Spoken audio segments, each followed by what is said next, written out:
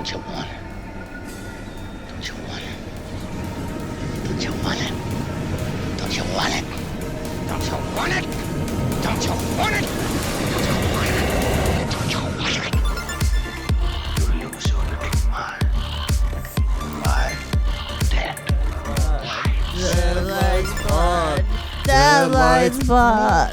I'm your host, Sam. And I'm your other host, Leslie. And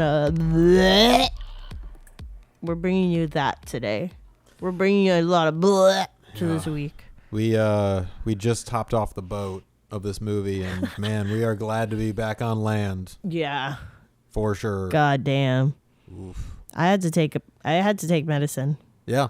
I'm still kind of swaying. Yeah. It really feels like we're still trying to get our land legs back after this movie that we just watched. What did we watch?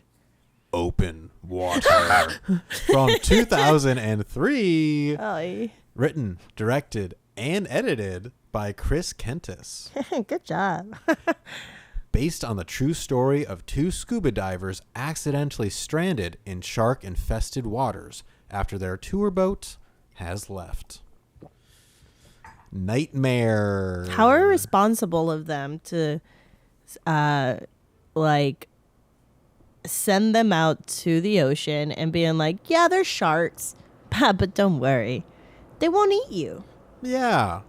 You can see them. What? No, Wait. thanks. I think this is a time to share that you and I really have a problem with open water and sharks in general. I feel like that's a big fear of ours. Yeah, just like swimming with fish is not enticing to me at all. And then you put that into the open water and I hate it. You know, those two individually and then together. So this movie was really, really scary. Yes. For me. That vastness that you don't know what is underneath you when you're out in open water. That's just scary. I don't like the feeling of a big old predator maybe being under my feet. I can't stand not knowing what's under me. Sharks remind me of cats. Mm. They're the cats of the ocean. Because, I feel like cats tend to be that kind of predator as well of just like, I'm just going to play with you for my own entertainment. Yeah, it's fun. Yeah. Yeah, so this movie was playing on some basic fears that I think a lot of people have, and they sent us there. They definitely sent us there. I think they did a great job with exploiting all those things that you think could happen. And for these people, unfortunately, it really did. It really did. It really did. God. Based on a true story. Should we get into it? Uh-huh. Let's get into the can. Open it up. Open up the water. No! I need that water closed. Close it up. Tight. And send it out of space. Boop. So this movie, I think you and I were both a little surprised at how indie Yeah. it actually turned out to be. It was super low budget, which I'm okay with. What really got us started on open water had nothing to do with the story. What really got us started was we were very excited about, the technology, the affordable technology that existed. We wanted to shoot a DV digital film because we knew we could afford to finance it ourselves, and we'd have total creative control, and we could have the freedom to experiment. But it was a question of trying to find a story that we thought would benefit from that format. I had no concept of this movie besides the title sounded familiar to me. I've never seen clips. I've never seen pictures or anything. I just knew of the movie. So coming into this just absolutely open-minded was pretty I think it added to the experience of just knowing that I was going to come into this with fear and not wanting to be in the open water. And then for it to look the way that it did, I don't know, it felt really nostalgic too, all the phones. There were flip phones with leather covers on them. That was really fun. You have the home phone and the cell phone. Yeah. That's this time where people still have landlines. Very much a picture of 2003. And I think that the quality of the actual camera. It was definitely a digital, maybe home movie camcorder. Also added to that nostalgia quality to it. It felt like we were watching these people's home movies, and it was a very intimate feeling look into these people's lives. It added to the realness of what was going on. Nice face. You too? Yeah, it's different. I'm a girl. Yeah, it just at some point felt like something that we really shouldn't be watching, but we can't look away. Which is, it echoes what you've said about Paranormal Activities, where the like shots are tight. Like we noticed that in the beginning. It felt real. And this movie was real. Like those actors were in the ocean with the animals. No, thank you. No, thank you.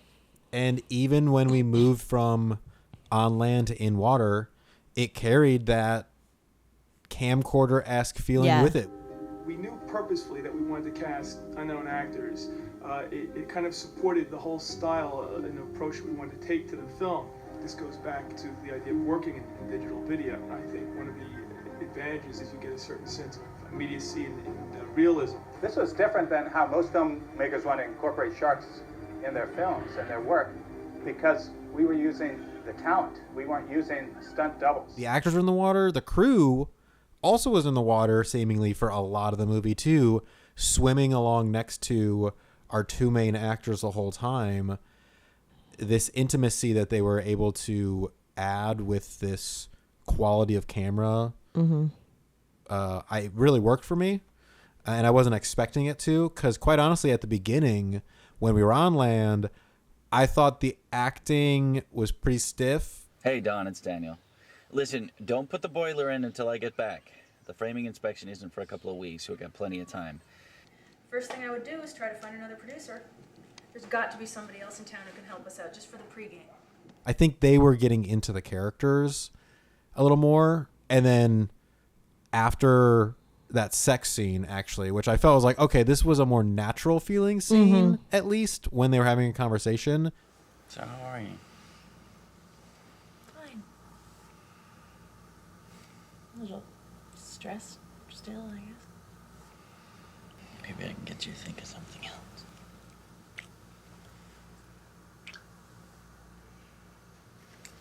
I was like, okay, this actually feels natural. This feels like people in distress and dealing with this unbelievable circumstance that they're put in a pretty natural way. You're unbelievable. You can find some obscure little coral formation in the middle of the ocean, but you get lost going to my mother's. I need an incentive. So I think they settled into their characters, Daniel and Susan, and I was able to believe the fear that they were feeling the entire time. It was really scary, and my hat's off to them. I also really liked, to add to that, the depiction of the emotional arc and the progression of just like grief. You go through all the stages, and you definitely are going to come into a place of anger and start blaming each other. Does this somehow over the hours become my fault? Let's just drop it. Of course. Seriously, honey, do you honestly think that we got left behind because we were late? I'm serious. Do you have any idea how idiotic that sounds? Oh, so now I'm an idiot? The only reason we are even out here in the first place is because of your fucking job. What? If it were not for your job, we would not have thrown our plans out the window, rushed around to the last minute, and settled on this fucking trip. I wanted to go skiing. Oh, God. Although that conversation was really hard to witness, I can see how, you can get there and just start being like, fuck, like just trying to find reasoning as to how you like got there, because you're in shock. Daniel, where's the boat? It's a good question. We were doing something different every day. Right. We never knew we had to be prepared for everything, because we never knew what we were actually going to shoot the next day. Depending on what weather conditions we had, if it was a sunny or cloudy day, if the waves were choppy or not, we had to match different things. So we had to have every scene, the entire script ready at every moment. The script really poured out of me very quickly. I wrote the first draft in about 6 days. When he gave me the script and I first read it, I was like, wow, this is really good. Kudos to freaking Chris. Chris. He fucking wrote it, directed, edited it. He was really there from beginning till end. Yeah. Pre to production to post production. Which, that's hard. And a lot of the time we tend to just say take one role at a time. Don't double dip, just so you can have a better perspective and I think a well-rounded film. More so than not. Yes. That's the case. But I think what Chris did for all these, the script, the direction, and the editing, I think he did it really well. Like a well-made movie that looks low quality, but goes on to having an Open Water 2, 3. He was able to keep it in perspective and deliver on what he set up. And so, yeah, kudos to Chris, man. Yeah. It's hard, and that's even more impressive, honestly. It makes the movie even more impressive. And speaking of the story that we're setting up, should we get to the meat? Let's meet. Let's meet. Let's meet. Meet cute. Meet cute. In the ocean. In the ocean, in the open water. Because really, this is a movie about humans being pushed to the brink and what happens in those places of survival. I've just never heard of anything so fucked up in my entire life. I mean, who has ever heard of 2 people getting left in the middle of the ocean before? We have a couple that is going on vacation because they need to get away from all the pressures of modern day society. What's that? Let's just try to remember. This is supposed to be a vacation. I know. And boy, do we need one. Hey, what's up? The feeling distant. They want to. Susan got a new job. She's working a lot. Yeah. And honestly, it kind of feels like Daniel's a little threatened. Are you sure you want to load that thing with you? I don't even think we can get online there. Oh, we can. I checked. And so I think we come into the story with these people feeling a little distant. Mm-hmm. And this vacation is supposed to be the thing that brings them back together. But then we're put into a unbelievable circumstance that they never thought they would get into. We've asked this question a lot. How far are you willing to go for love or survival? What do you do to cope with another person's needs and also your needs when you're in a survival situation? Yeah. Oof. It's hard. And I mean, it will definitely make you either rethink the relationship or grow stronger together. You're not the only one stuck out here, you know. What, are you mad at me? No. Fine. You be mad. It's a great vacation, honey, isn't it? As you mentioned in the can, we really got the full range of the emotions of what happens in those kind of circumstances, or at least in this one. We have one person having to pick up the other person in order to survive, and then sometimes having to switch those hands too. Oh, God. Your stomach's back? I don't feel very good. All right. Why don't you lay back for a little bit? I'm sorry. It's okay. I got you. It's the question of how far is a human willing to go to survive. Mm-hmm.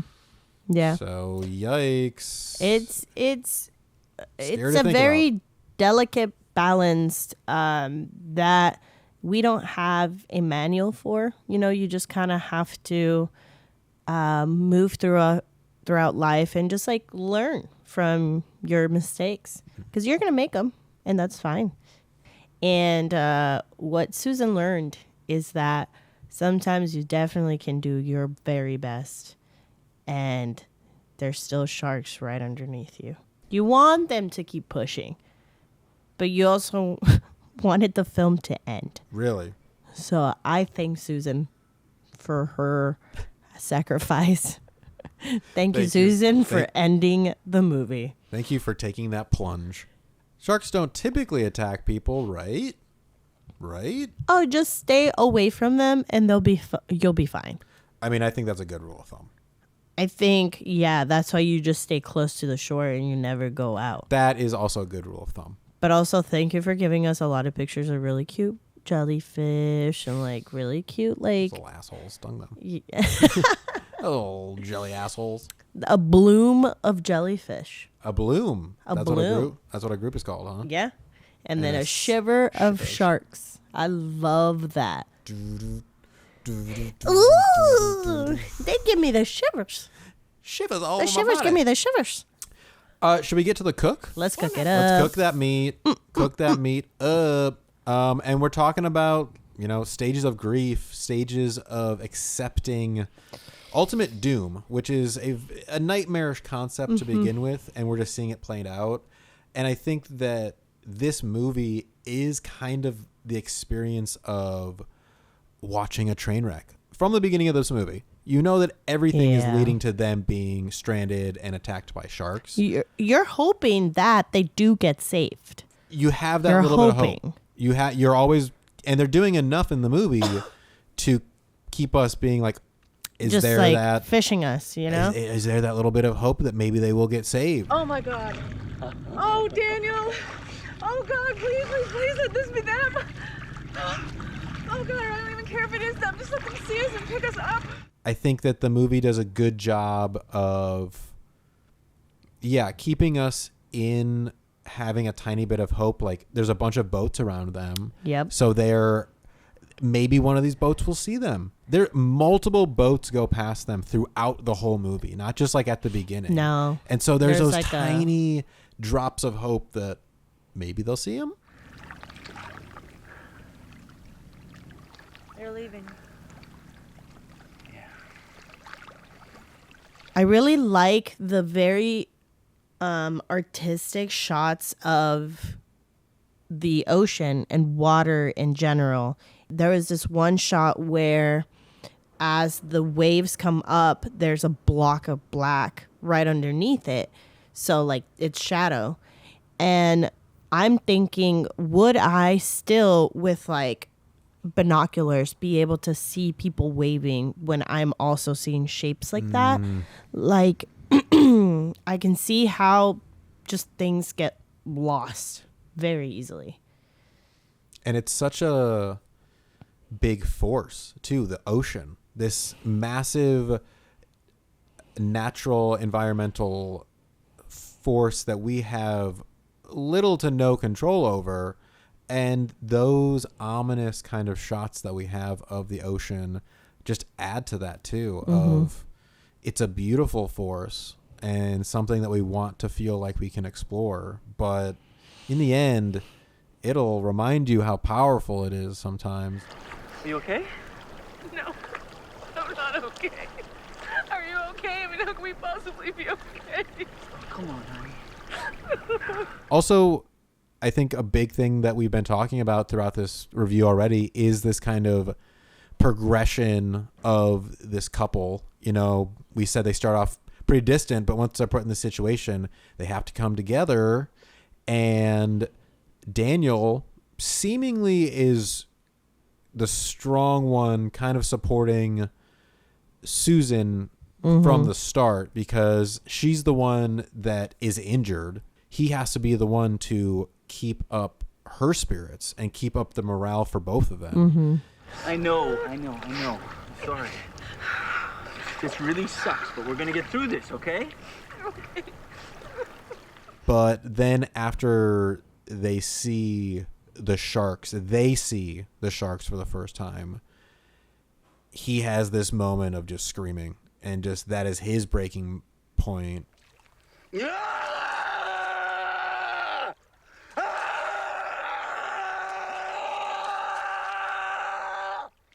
that could be a progression of desperation. For sure.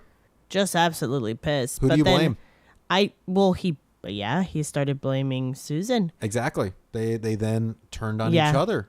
You refused to swim. My God, they were both all around us and you refused. And now, look around us. We are stuck in the middle of the ocean with nobody. You understand why it's happening, but it still isn't a great thing to see. You don't like to see that they've turned on each other and blamed each other, but you also get it. Like, and then the movie does a good job of leaving that scene and having another montage, having another time passage moment, and they still float together, you know, and they still come back together to support each other. I love you. I love you. They can blame each other all day, but they really do only have each other. They do. So they literally float back together, and then the last night is rough, but they get through it together. Mm-hmm. I really like that moment where she finds the candy. Wanted to put him in the dive bag, but you had him, so I stuffed him in here at the last minute. Oh, I never thought anything could taste so good. And they're going towards the buoy too. So it's these like little bits of hope that they're glomming onto that humans do too. Just to make yourself feel okay for a second. No, this person just like, I think understands the human just emotion. And I'm glad because, you know, not saying that like I can write a perfect fucking script because I probably can't, but when you are making like a blockbuster movie and there's no emotion in it, like how is that possible? Like, and then you're putting it together and you're like, yeah, this is like a decent movie, and you're just like, what? Where's any of the human qualities from like these people? I don't know. So really enjoyed that. And I liked that, like, although I'm afraid of the ocean, I enjoyed this movie. Yeah. Well, speaking of the fear, should we get to the thrill? Yeah, let's thrill it up. Because, yeah, this is something that you and I are both afraid of. Sharks, open water in general. Yeah. It's a scary, scary thing. And this movie knew that people are afraid of these kind of things and then used it too. Daniel, was that a shark? Maybe.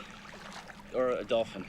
Like the entire time that they were stranded out there, you and I both were dreading every time they would put on their goggles and look into the water. We were just like, stay above water. I don't want to know what's under there.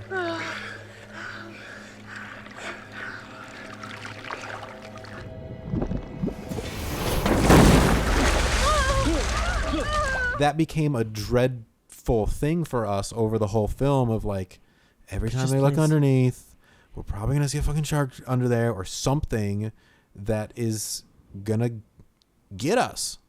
So they use that fear really well. And I think they did a good job of pacing out the sharks through the movie. You know, we saw little fins pop up at the beginning where they didn't even realize they were being stalked by sharks. They were sleeping and the sharks were swimming underneath them. Oh, God. And then once they saw the sharks pop up and start to stalk them, the stakes began to rise and rise and rise. And as people got injured, you're like, oh no, stakes rising. And then what I was really dreading as well, was the sun going down. And I was like, how pitch black is it going to be? Not just the water, but just like above too. And sure enough, we had several times there was the screen was black. Oh God, something's rubbing against my foot. Oh my God. It's big. It's big. Oh, it's the big one. It's big. I feel it. Oh. Just hold on. Just breathe. It's okay. It's okay. It's okay that it hurts. It's okay that it hurts. It's okay. You hold on. You hold on, Daniel. You don't leave me out here by myself. You promised me. You hold on. The whole movie, they also have these timestamps going, which that added to the dread as well of like, oh my God, they've been out there for like 3, 8, 7, 9, a whole day, 24 hours. Ooh. Crazy. So that was adding to this too, to the ultimate of them at night and in this lightning storm. Daniel's getting attacked by these sharks and ultimately dies.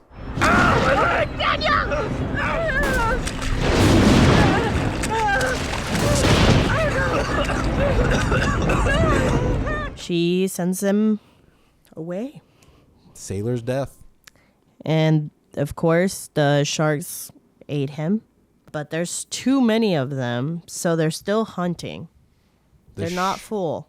No way. The shiver of sharks is very large by the end. Oh, yeah. There's like about maybe 7, 8 of them or something like that. At least. At least. And in that moment, they did a good job, I think, of not showing what was under the water. Mm-hmm. She, I think, looked down a couple times, and we got a couple very small glimpses of how many were down there. But we didn't explicitly see it. So our minds had to fill in, like, okay, how many sharks are actually down there? And then she does the final plunge into the water. Scary.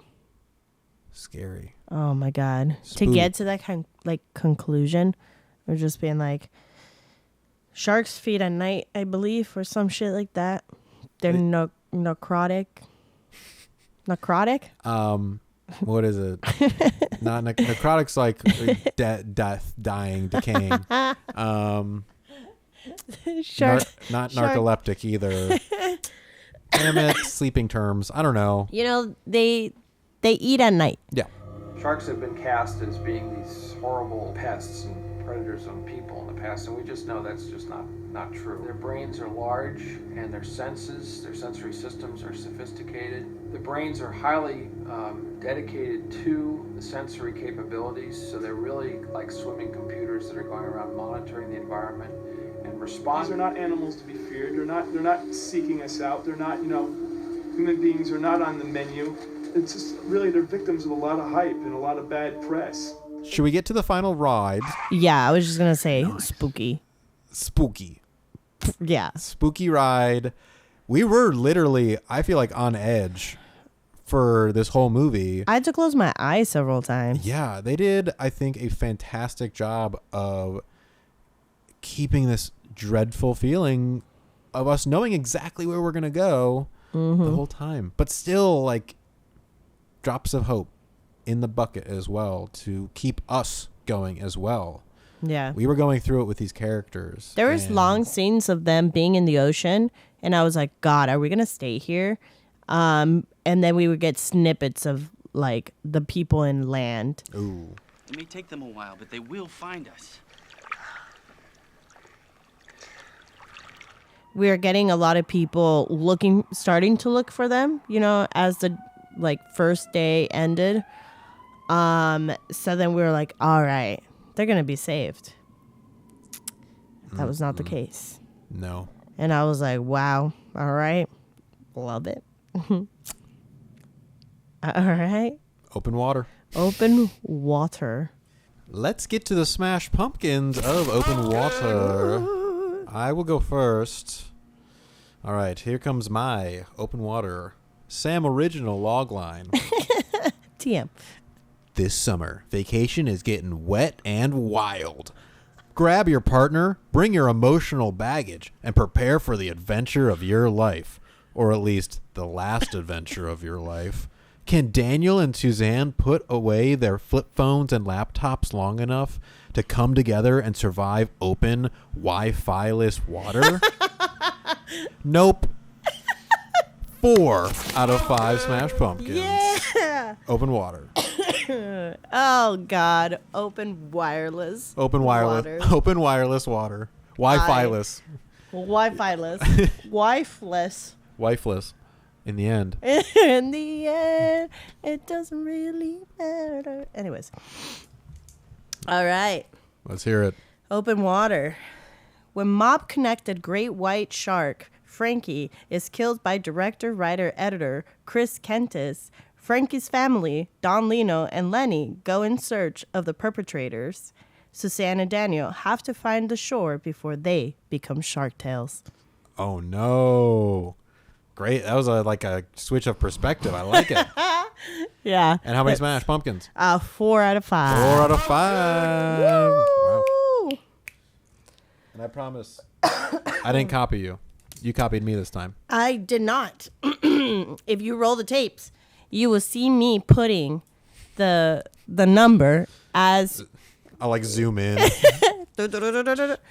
All right, fine. Open water. Thank you. Wow. What a ride. And that was our penultimate review of the season. Shall we see what we are getting for our final review of season 3? Yeah. I believe it's you. You pulled open water? I believe so. You did this to us? I did this to us. I put us there. But you know what? We went through it and we got through it. We got through it. Oh, God. Is this it? Is this it? Is this it? Yes, it is. Apparently. The universe says so. It's a horn. It's a horn. All right. What are we getting? A group of Confederate soldiers hole up in an abandoned plantation after robbing a bank and find themselves at the mercy of supernatural forces. Wow. Any annihilation or whatever that's called with Natalie Portman? Oh, Annihilation? Annihilation. Annihilation. Alienation. A movie that I have never heard of before. Dead Birds. From 2004. What? We're staying around the same year. Staying around the same year, early 2000. Dead Birds, a group of Confederate soldiers.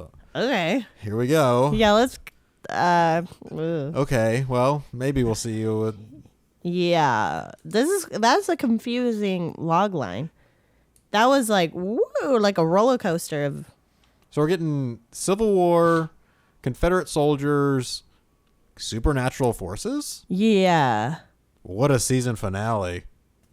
Wow. It's got it all. I guess not all that you want, but here we go. We'll see. I don't know. Dead Birds. I didn't think I was going to like open water, so let's go. Dead Birds. We went from the sea to the air. Caw. Motherfucker. Well, you can call us. Yeah, you can call us. Call us. At 773-669-6677. Leave us a voice message and we'll see what you say. We'll see what you say. Yeah, what do you got to say? We want to know. What you got to say? What do you have to say? What do you have to say for yourself? Sorry. I'm sorry. I flew off the handle on that one. I'm sorry. You got too aggressive. Yeah. Okay. But anyway, you can go to Instagram at Color Me Leslie. You can also go to Instagram and follow me at BeepBeepRichieT. You can follow us at the Deadlights Pod. Mm-hmm. Also, if you're in the Chicagoland area, come check out Horror Movie Trivia at Hicks Coffee Company. We're there on the last Friday of every month. Very delicious coffee, pastries, drinks. Trivia. The trivia is really delicious. Yeah. It's very delicious. Sometimes hard to digest, but I mean, once in a while. It's fun. It's fun. We're there. We're fun. Yeah. But until next time, let's get spooky. Ooh. Bum, bum. Bum, bum, bum, bum, bum, bum. The shark's underneath you.